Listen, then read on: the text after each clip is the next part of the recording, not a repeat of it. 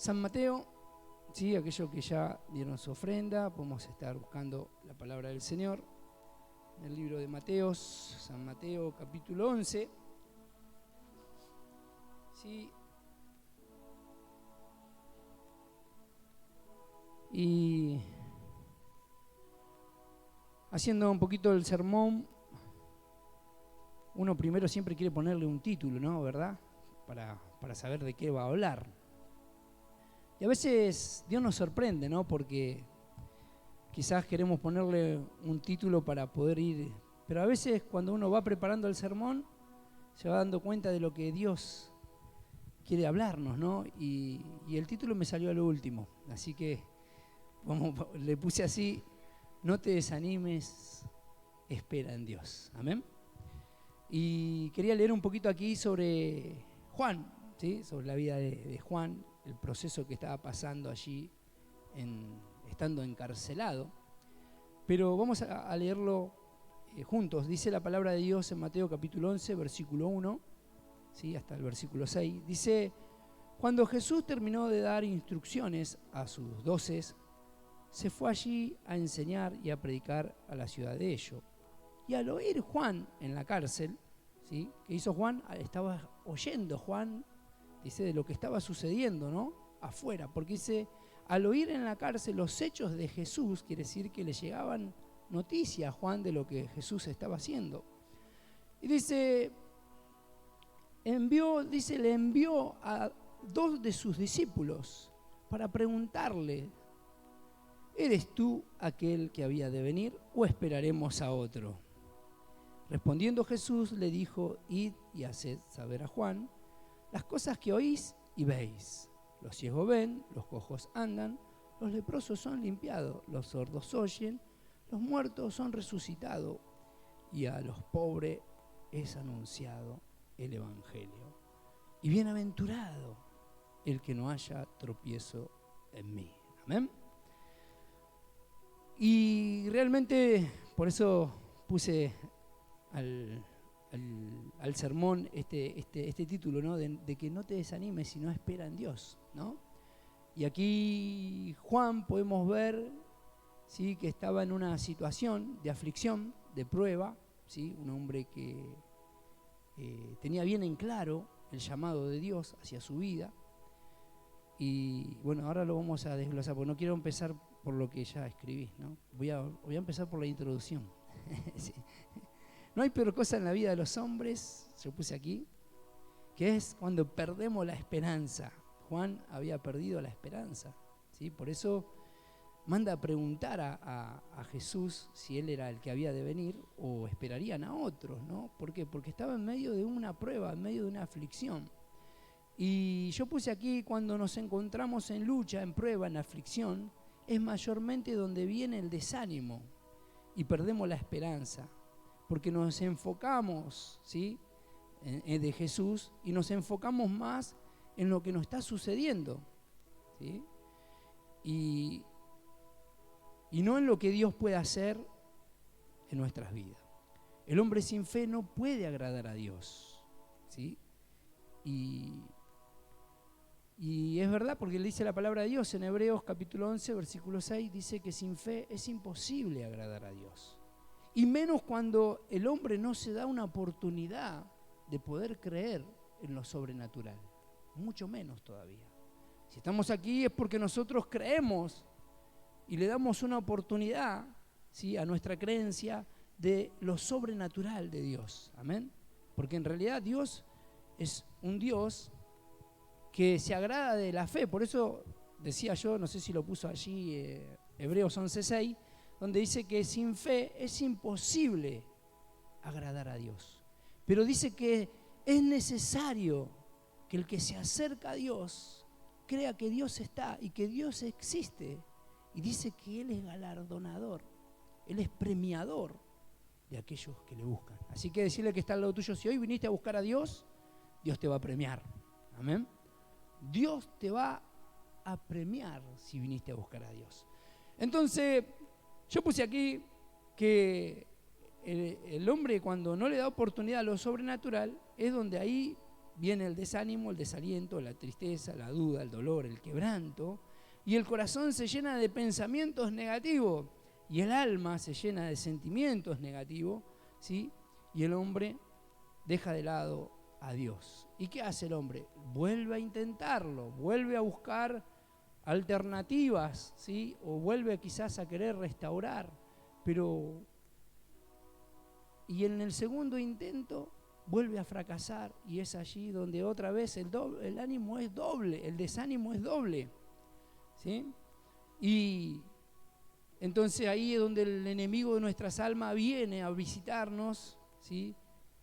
Para que terminemos con todo, ¿sí? Por eso hay gente que se termina quitando la vida, ¿no? Hay gente que se termina quitando la vida. Recuerdo cuando trabajaba en un frigorífico, un joven, yo trabajaba de noche, él entraba por la mañana y siempre me veía que yo cuando terminaba de trabajar me ponía a leer el Nuevo Testamento, ¿sí? En un tiempito, mientras esperaba, porque éramos casi 500 personas, ¿sí? Imagínense, los que estaban saliendo y los que estaban entrando. Y era toda una revoltija ahí en el vestuario. Y bueno, mientras esperaba que se desocupen las duchas y todo lo demás, estaba allí leyendo el Nuevo Testamento. Y este joven que entraba a la mañana se sentaba al lado mío, porque él tenía su ropa al lado de mi casillero, y me decía: léeme algo de la palabra de Dios, ¿sí? Todos los días. Y esto sucedió durante varios años. Y un día le dije, Brizuela era el apellido, no me acuerdo el nombre, pero sí era Brizuela el apellido. El nombre no me acuerdo porque le decían el loco Brizuela, pero yo sabía que era Brizuela. Y vayan por qué le decían el loco Brizuela, ¿no? Y le dije: mirá, Brizuela, no, ¿a vos te gusta escuchar la palabra de Dios todos los días, no? Sí, me encanta, me hace bien. Y sabés que al lado de mi casa tengo una iglesia, me dice.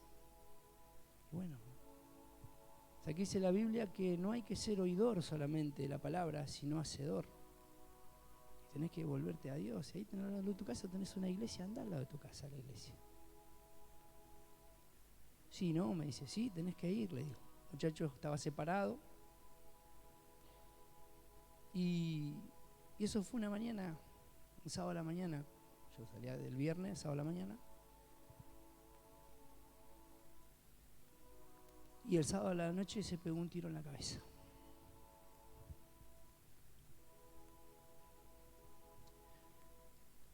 Dios siempre da oportunidades. Dios siempre habla al corazón. Dios quiere que todos se salven. Este joven, después me entero yo en el velorio que el padre se había quitado la vida de la misma manera. Y lo que más por ahí a mí me deja tranquilo haber predicado la palabra de Dios, pero por ahí me quedó algo como que no pude introducirme un poquito más en su vida para saber cómo venía la situación, ¿no? Porque ahí es donde vemos que hay una maldición generacional, donde me enteré que el padre se había quitado la vida de la misma manera y él hizo exactamente lo mismo. Entonces, eso es lo que yo decía, ¿no? De que quizás nosotros nos encerramos en nuestros propios problemas, ¿no? Y creemos que lo nuestro es grave. Por eso decía que a veces el hombre lo quiere volver a intentar, pero cuando vuelve a fracasar, es ahí donde viene doblemente el desánimo y se agotan las fuerzas, ¿sí? Y esto realmente no lo tenía en mi sermón, pero me vino a memoria de esas cosas, ¿no? De que a veces el hombre con su fuerza quiere lograrlo, quiere alcanzarlo, pero otra vez cuando vuelve a fracasar o cuando lo vuelven a engañar, cuando vuelven otra vez esa defraudación, ¿no? Ese sentimiento negativo o pensamientos negativos, que es allí donde puse aquí que el enemigo de nuestras almas, ¿sí?, aprovecha ¿sí? Y siembra todos esos pensamientos negativos.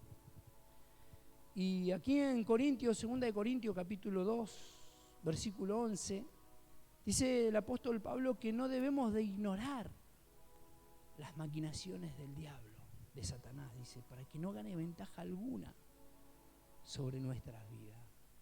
Y yo creo que aquí Juan el Bautista, estando en esta situación, también venían esos pensamientos, ¿sí? Porque es allí donde el enemigo viene a visitarnos y también trata de que no nos acerquemos a Dios.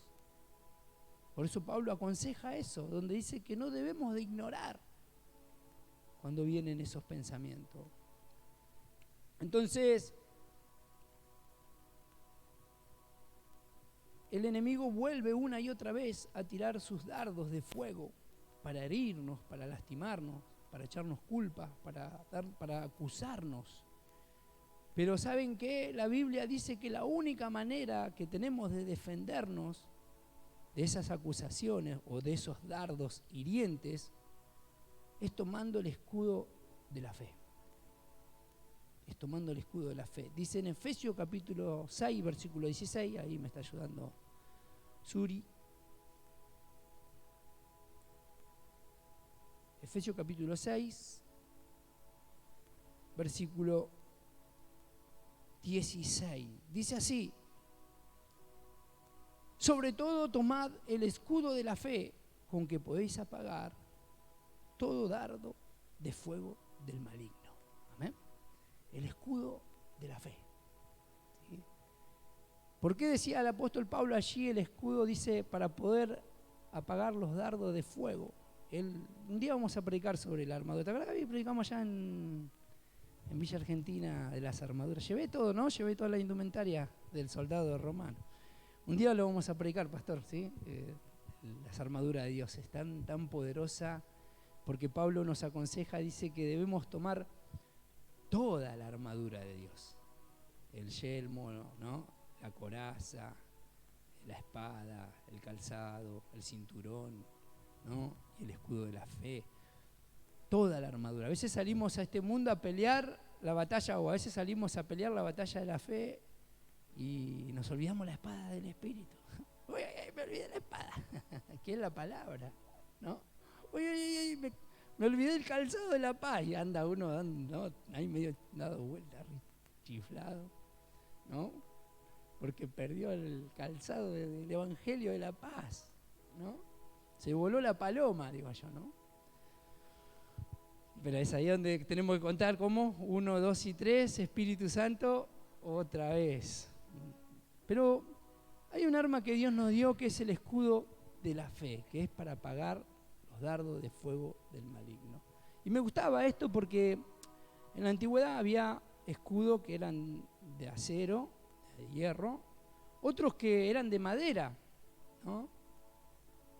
Los ejércitos poderosos tenían el de acero, ¿no? El de hierro para que no... Pero los otros que eran más pobres, ¿no? Porque dijo Milei, no hay plata, entonces tenían de madera.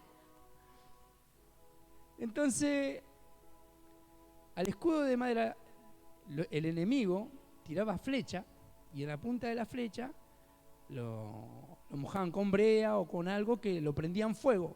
Entonces, cuando tiraban la flecha, pegaba en el escudo de madera, y el escudo de madera se empezaba a prender fuego. Pero había una estrategia, que lo que hacían los soldados era ponerle un cuero de vaca, un cuero de animal, y lo mojaban. Entonces cuando pegaba el dardo de fuego del maligno, se apagaba. Eso es lo que dice el apóstol Pablo acá. Para apagar los dardos de fuego del maligno. ¿Sí? Y es el escudo de la fe, dice, y la fe viene por el oír la palabra de Dios, dice en Romanos capítulo 10, versículo 17, ¿no? Que la fe viene por el oír y el oír la palabra de Dios. Entonces, ¿qué hacemos cuando escuchamos la palabra de Dios? Crece nuestro escudo, se hace más grande la fe. Entonces, cuando se hace más grande la fe, quedamos inmunes a los ataques del enemigo. ¿Amén? Por eso decirle que está al lado tuyo, está atento a la palabra de Dios, ¿sí? Para que la fe crezca. Porque el enemigo viene con esos dardos a querer apagar la fe. Bueno, y la Biblia nos enseña que la única batalla que debemos pelear es la batalla de la fe. Esto está en 1 de Timoteo, capítulo 6, versículo 3, 11 y 12. Ese no hace falta, pero bueno, ya sabemos que tenemos que pelear la batalla de la fe. Amén. Y esto es lo que el enemigo quiso hacer en la vida del Bautista. Quería apagarle la fe. Y este hombre, un hombre de Dios tremendo, que como dije en un comienzo, sabía el propósito, el llamado, pero en un momento cayó en esa aflicción y empezó a dudar. Por la pregunta que le hizo a Jesús, ¿verdad? O la pregunta que mandó a hacerle a Jesús. Y decíamos recién que Pablo habla de todas estas cosas, de la fe, de pelear la batalla de la fe. Y él también allí en 2 de Corintios, capítulo 5, este sí lo vamos a poner en pantalla. 2 de Corintios, capítulo 5, versículo 7. Pablo dice que no debemos de andar por vista, sino por fe. Amén. No debemos de andar, dice, porque por fe andamos y no por vista. Amén. Entonces necesitamos crecer en la fe, aún en los momentos de lucha, de prueba, de aflicción. Este hombre, Juan, no solo estaba en prisión de Herodes, sino que también estaba preso de su desaliento. Y la prisión de Herodes fue muy mala para Juan. Era un hombre que a él le gustaba vivir afuera, la intemperie. Era un hombre que, ¿cuánto estuvo preparándose para el momento, no? Estaba en el desierto, ¿no? Y un hombre que caminaba allí en el desierto, seguramente le gustaba que el viento le soplara allí en la cara. Juan, un hombre que le gustaba escuchar el canto de los pájaros, y de repente se encuentra en prisión, la prisión de Herodes. Esto fue muy malo para él, porque él estaba acostumbrado a otra cosa. Y en la cárcel de Herodes solamente sus compañeros eran la oscuridad y eran la soledad y quizás también las ratas, ¿no? Esa era la prisión que estaba él de Herodes. ¿Por qué lo puso Herodes preso? Porque él, bueno, primero porque le quería agradar al pueblo, pero porque Juan lo reprendió, porque estaba juntado con la hermana de su hermano, con la esposa de su hermano, perdón, hice un lío ahí, pero bueno, ustedes me entienden, ¿no? ¿Sí? Estaba casado con la esposa del hermano, ¿se entiende? Ahora sí. Ustedes me entienden, vamos como el del caballo el otro día, el pastor, ¿no? Se mató el caballo y ya, se terminó la historia. Entonces, pero Herodes le temía a Juan. Temía porque la gente lo tenía como el profeta, ¿no? Como un profeta. Pero bueno. Pero la peor de la prisión, yo digo, ¿no? Que estaba pasando Juan, no era la de Herodes, sino la de su desaliento. Esa era peor que la cárcel de Herodes. Porque ahí seguramente la duda le susurraban al oído y le preguntaban, ¿no? Cosas tan hirientes. Y esas preguntas, sin encontrar respuesta, lo desanimaba y lo desalentaba. Por eso, él fue a preguntarle a Jesús si él era el que había de venir o esperarían a otro. Porque él anteriormente, Juan, hablaba con autoridad. Su voz era una voz de trueno cuando decía: he aquí el Cordero de Dios que quita el pecado del mundo. Cuando predicaba delante del gentío. Y venían todos al arrepentimiento de Juan. Porque él sabía. Él venía a preparar el camino. Él decía, no, yo no soy el Cristo. Yo soy uno que prepara el camino. ¿Sí? Yo no soy digno de desatar ni la correa de su calzado, decía. Una voz de trueno en medio del gentío. Pero en esa cárcel, en esa prisión del desaliento, él estaba inseguro, él estaba con duda. Por eso envió a preguntar a Jesús, ¿no? A sus discípulos, a decirle si verdaderamente Jesús era el Mesías. Y fíjense en que también Pablo y Silas estuvieron también presos, como lo estuvo Juan. Pero sin embargo, Pablo y Silas estaban presos físicamente, pero en su espíritu estaban en libertad y adoraron a Dios.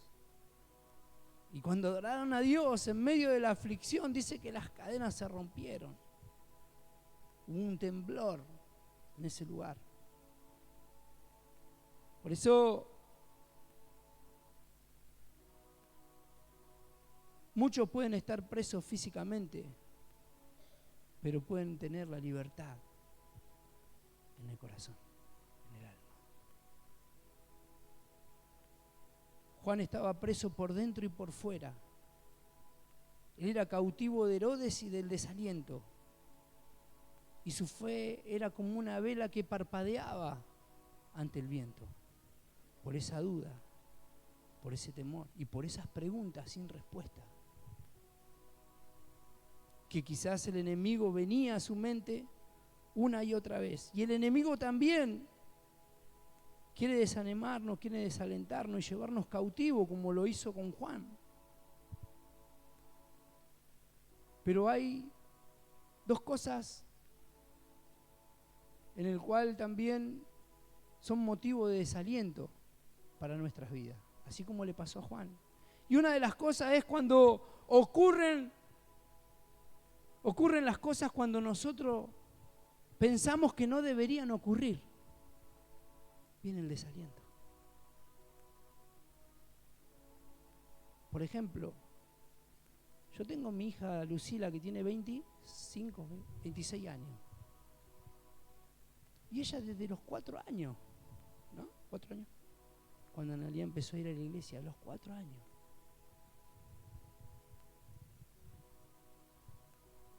Y lo único que hicimos fue siempre llevarla a Dios. Se crió en el caminar cristiano. Y hoy no la tenemos en la fila del Evangelio. Y mi hija es una joven que tiene la gracia de Dios. Fíjense que cuando ella hizo todo el magisterio, no, ella hizo el profesorado nivel inicial, maestra jardinera también mi hija.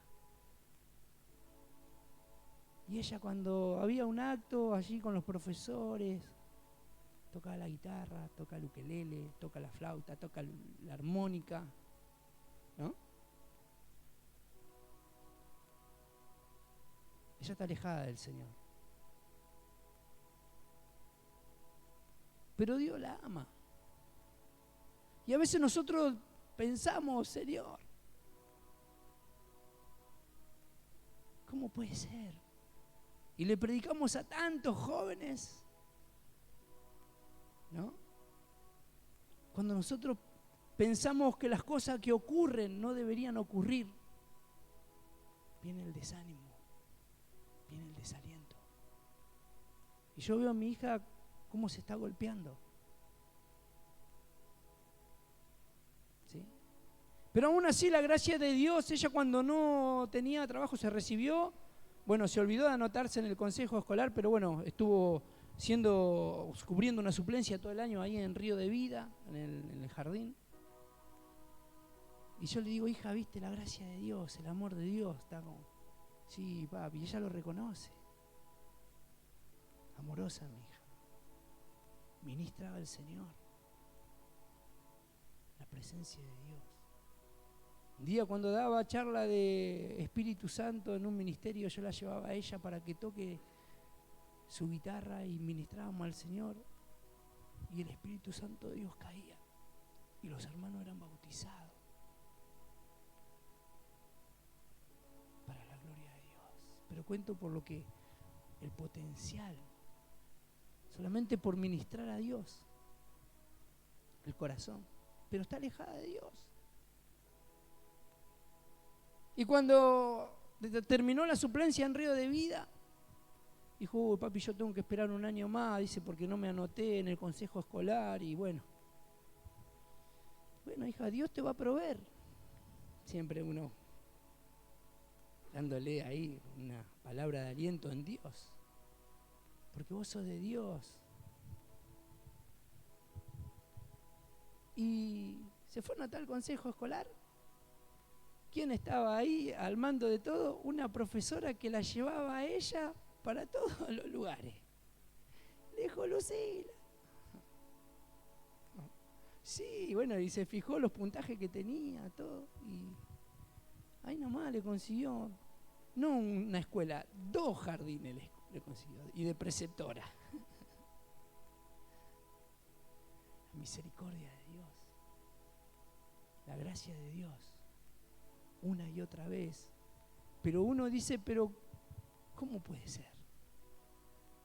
Otro día acá en oración, oraba, y le decía al Señor, Señor, no quejándome, ni reclamándole, ni reprochándole, porque a Dios no le puedo reprochar nada, pero sí diciéndole, Señor, no permita que se golpee más. ¿Cuántas veces te la he presentado delante de ti? Y no solamente te la he presentado así en oración, sino que la he traído a tu altar para que ella encuentre. Pero porque era menor todavía, la podía llevar, pero cuando ya fue mayor ya no. Ya deciden ellos. Pero mientras fue menor de edad, cuando estaban en problemas, cuando estaban en situaciones, vamos a la oración. Vamos a la oración. Y ella oraba en la presencia de Dios. Y Dios se manifestaba. No para reprochar a Dios, hermano, sino por el dolor de un padre, ¿no? Tantas veces que ve a sus hijos que hay una salida, que hay una respuesta. Y sin embargo lo vuelven a intentar por otros lugares. Y eso viene el desánimo a las vidas, cuando ocurren cosas que nosotros pensamos que no deberían ocurrir, como le pasó a Juan. Juan pensaba que el hacha caería sobre los malos, sobre los árboles malos. Él creía que el fuego quemaría la paja de aquellos que eran malos. Vamos a leerlo. En Mateo, capítulo 3. Mateo, capítulo 3.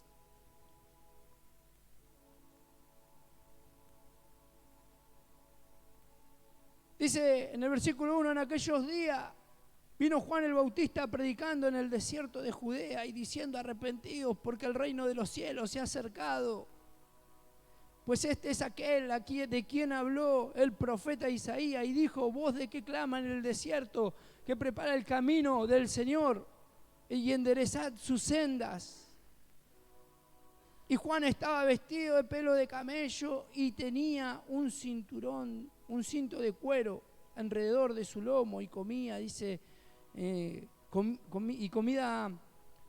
su comida era langosta y miel silvestre, y salía todo Jerusalén a él y todo Judea y toda la provincia alrededor del Jordán, y eran bautizados por él en el Jordán, confesando sus pecados.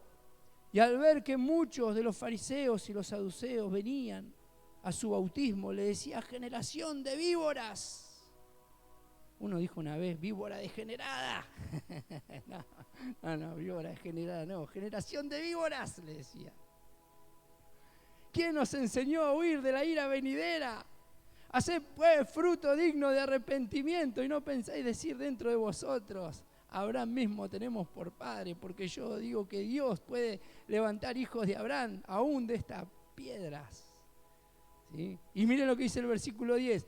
Y ya también el hacha está puesta a raíz de los árboles, por tanto todo árbol que no da buen fruto es cortado y echado en el fuego. ¡Fua! Este era Juan.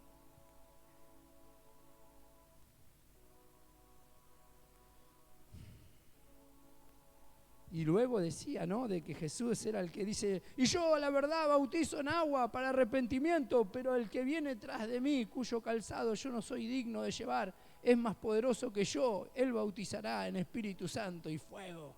Y su aventador está en su mano y limpiará su era y recogerá el trigo en el grano, ¿sí? En el granero, perdón, y quemará la paja en fuego que nunca se apagará. ¡Fua! Ese era el mensaje de Juan.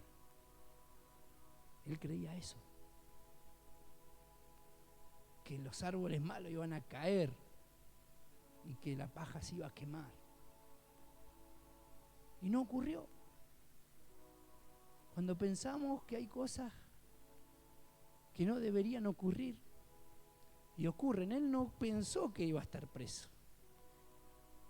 Y seguramente las preguntas que se hacía, ¿cómo voy a estar yo preso, el hombre de Dios que predicaba? Y que un rey que hace todas las cosas mal, está libre.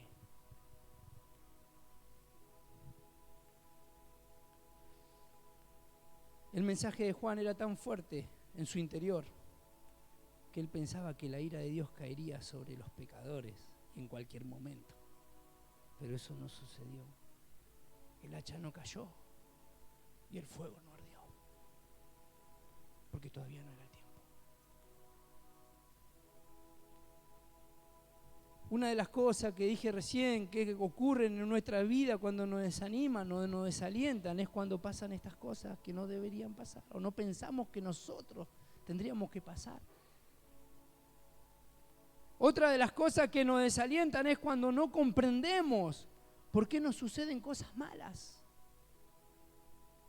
Viene el desánimo.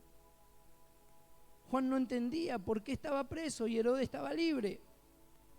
Las ratas estaban a punto de devorar sus pies. Y las muchas preguntas negativas de devorar su fe. Y es ahí donde viene el que visita nuestras almas, el enemigo de nuestras almas. Y viene con esos pensamientos negativos, porque seguramente le decía, ¿por qué el hacha está sobre vos y no sobre Herodes?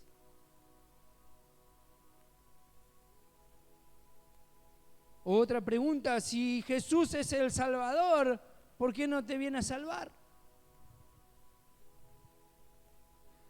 Y otra de las preguntas que quizás se podría hacer, o el mismo enemigo le decía, ¿y esa paloma que descendió sobre la cabeza de Jesús? Quizás era una paloma que pasó volando por ahí. Todas esas dudas, todos esos pensamientos negativos que vienen a nuestra mente cuando no entendemos que por qué nos pasan cosas malas. Y muchas preguntas. Y el enemigo aprovecha, ¿no? Y esto lo hace ¿para qué? Para tentar y robar la fe. Y de la misma manera el enemigo nos tienta para robar nuestra fe y desanimarnos cuando nos suceden cosas malas. Cuando estamos en enfermedad. Cuando se nos muere un ser querido. Cuando tenemos problemas económicos. Cuando tenemos un accidente. O cuando hay una ruptura en la familia. Y decimos, y es así, hermano. El hombre se desanima, se desalienta cuando no comprendemos. Y es allí cuando el diablo viene a visitarnos, formularnos preguntas difíciles. Pero Dios, Jesucristo, le da una respuesta a Juan, o dos soluciones. Y miren lo que le dice Jesús a Juan cuando vinieron los discípulos a preguntar. Jesús hace que Juan y que nuestras vidas, ¿sí?, nos enfoquemos en las buenas cosas que ya nosotros sabemos. Miren lo que le dice Jesús en el versículo 2. Lo que le vinieron a preguntar los hombres. Dice, y al oír Juan en la cárcel los hechos de Cristo, envió a 2 de sus discípulos para preguntarle, ¿eres tú el que había de venir o esperaremos a otro? Jesús le respondió, y haced saber a Juan las cosas que veis y oís. Los ciegos ven, los cojos andan, los leprosos son limpiados, los sordos oyen, los muertos son resucitados, y a los pobres les ha anunciado el Evangelio. Amén. Entonces, podemos decir aquí que Jesús enfatiza en lo bueno que nosotros ya sabemos de lo que Él hace. ¿Qué quiero decir con esto? Que a veces estando en aflicción nosotros vemos la parte oscura, pero Jesús nos hace recordar el gran poder y amor y misericordia que tiene con cada uno de nosotros. Porque Juan dice, y oyendo las cosas y los hechos de Jesús, y Jesús le vuelve a decir, Juan, mirá, está sucediendo esto. Lo que vos ya sabés. Lo que pasa es que los pensamientos negativos, los sentimientos negativos están apagando tu fe.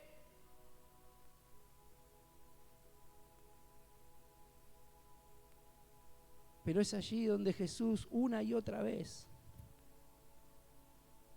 quiere que nosotros, en vez de que pensemos en lo malo, pensemos en las buenas obras que Él hace. Amén. Por eso, de la misma manera, debemos alentar nosotros nuestra fe y no lo malo. Si Dios te sacó una vez, te puede sacar 1000 veces más. Yo no sé si voy a terminar con el sermón, porque me quedan un par de cositas, pero quiero dejarle algo un ejemplo del rey David, que se fortaleció en Dios. Jesús no tiene problema en que nosotros le hagamos preguntas, pero sí nosotros tenemos que dejar, ¿sí?, que nosotros no tenemos que dejar que esas preguntas negativas nos desanimen y traigan duda y apaguen la fe. Pero si pensamos en lo bueno, recibiremos aliento, y eso va a fortalecer nuestras vidas, nuestra fe, para ver las buenas obras de Jesús. Y así alimentamos nuestra fe y no las dudas.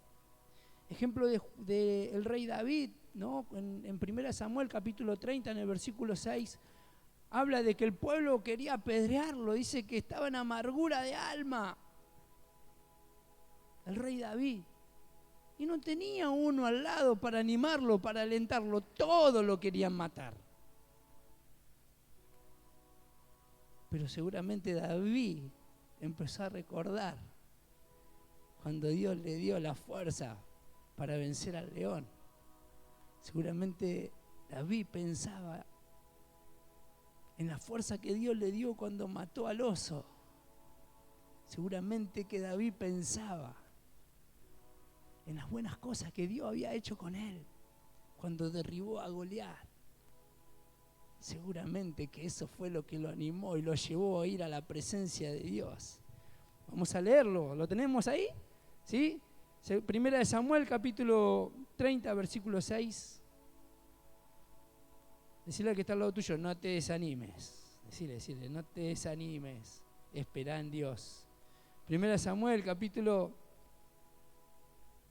30, versículo 6. Y David se angustió mucho porque el pueblo hablaba de apedrearlo, pues todo el pueblo estaba en amargura de alma, cada uno por sus hijos, por sus hijas. Mas David se fortaleció en Jehová su Dios. Amén. Decirle al que está al lado tuyo, tenés en quién fortalecerte. Decirle, tenés en quién fortalecerte. Fortalecete en Dios. Amén. Fortalecete en su presencia, buscá la presencia de Dios y Él te va a librar. Así como lo libró a David tantas veces, lo va a volver a hacer con tu vida, con mi vida. Amén. Yo le daría un fuerte aplauso al Señor en esta noche, porque Él es quien libra nuestras vidas del mal. David encontró fortaleza en Dios cuando el pueblo quería apedrearlo. ¿Sí? Y con esto vamos a ir cerrando.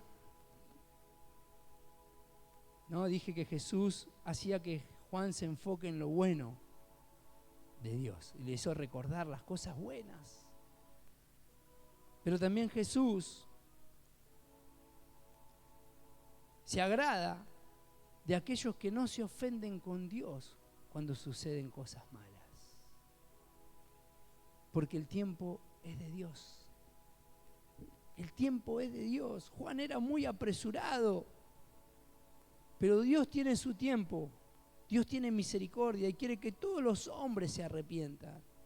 ¿Saben qué? El hacha cayó y el fuego ardió. Lo que Juan estaba predicando sucedió 40 años después.